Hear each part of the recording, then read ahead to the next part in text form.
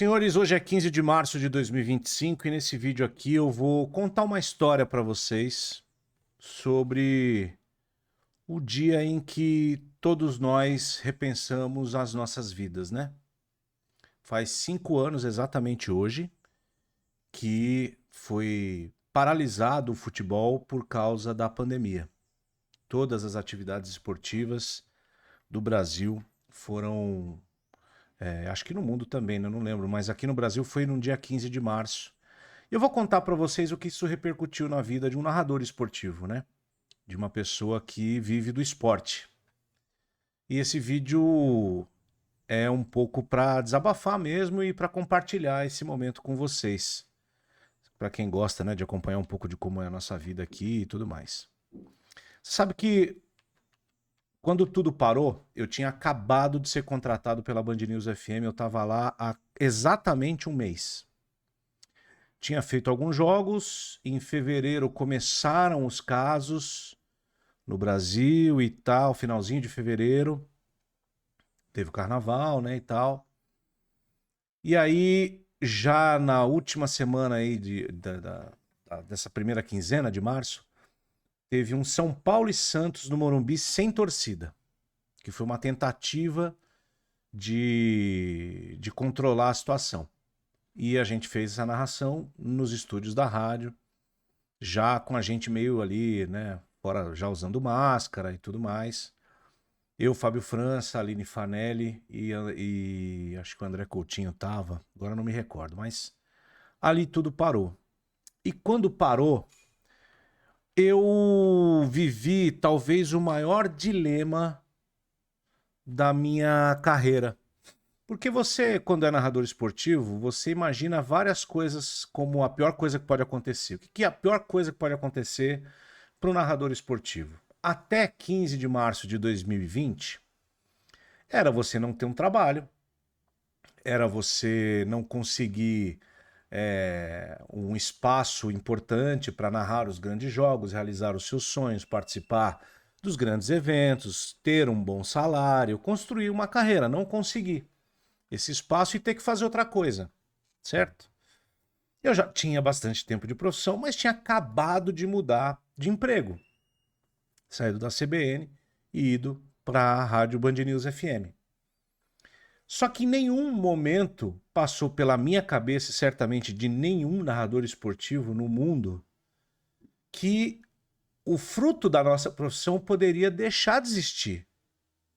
Porque é importante lembrar que naquele momento não tinha vacina, não tinha perspectiva, não tinha nada. Era só aquele pânico generalizado, pessoas morrendo, não havia nada, ninguém sabia direito o que era, só se sabia que se pegava pelo ar. Então, de repente, para tudo e aí? Quanto tempo vai ficar parado? Não sabemos. Se demorar muito a voltar, o que acontece com a indústria do futebol? Se não voltar, o que eu vou fazer da minha vida? Então, isso mexeu, foi o que mais mexeu comigo. Graças a Deus, eu tive Covid. E certamente tive Covid bem nessa época, sem saber que era, porque eu tive uma conjuntivite viral, que era coronavírus. Só que na época não se tinha diagnóstico, né? Então eu fiquei uma semana em casa e já era. Então eu falei, meu, eu preciso fazer alguma coisa para me manter ativo, porque senão eu vou enlouquecer.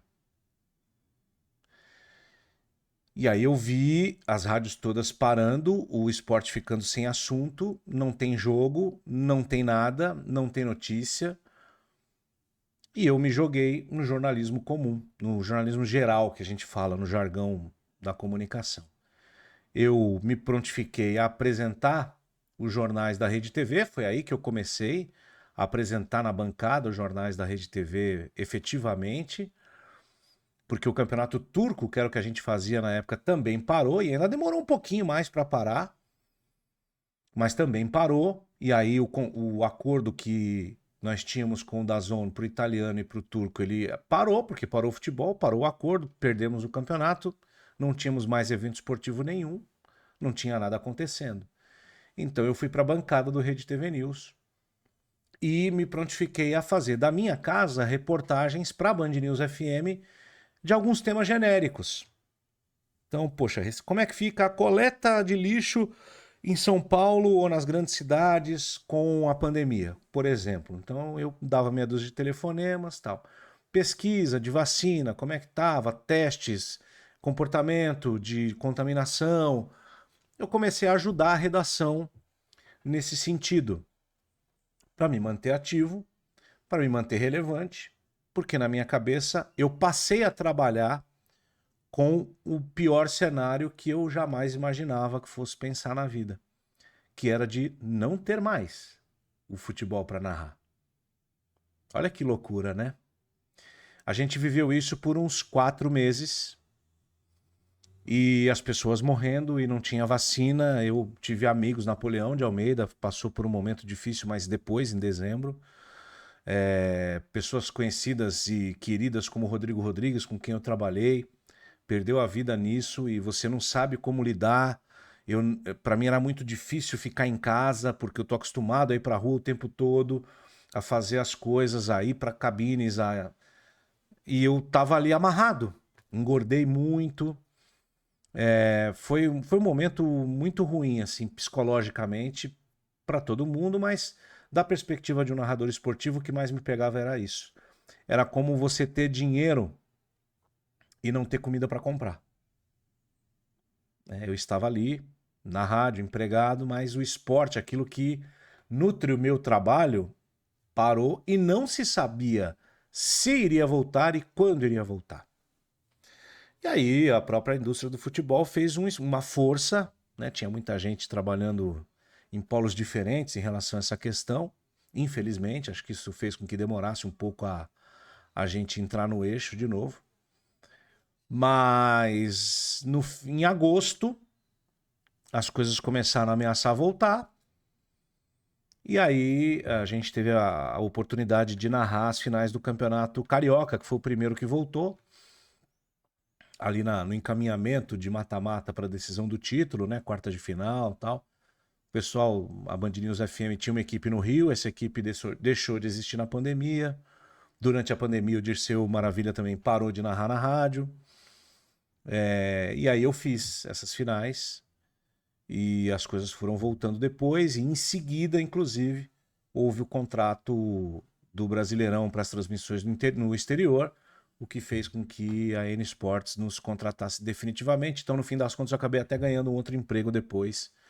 Mas esses 4 meses, meus amigos, olha, foi uma agonia. Lógico que perto de quem perdeu parente, de quem perdeu a vida, né? Foram mais de 700 mil pessoas, não é pouco. Não é nada, né? O que eu vivi, o que eu passei não é nada.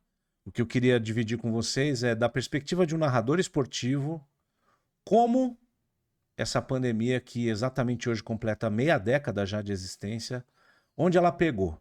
E ela pegou mais do que o medo de perder o emprego, de não ter mais função dentro das 2 emissoras que eu trabalho, foi o medo de não conseguir mais exercer a minha profissão que eu amo tanto, por não ter mais o jogo. Em um determinado momento desses 4, 5 meses aí, isso passou pela minha cabeça e foi muito difícil. Ainda bem, graças a Deus, que veio a vacina e que as coisas voltaram à normalidade. Depois a volta, a gente ficou muito tempo narrando ainda sem torcida e dos estúdios. Quando a gente voltou ao estádio, foi num Corinthians e Bahia, na Arena Itaquera, com torcedor.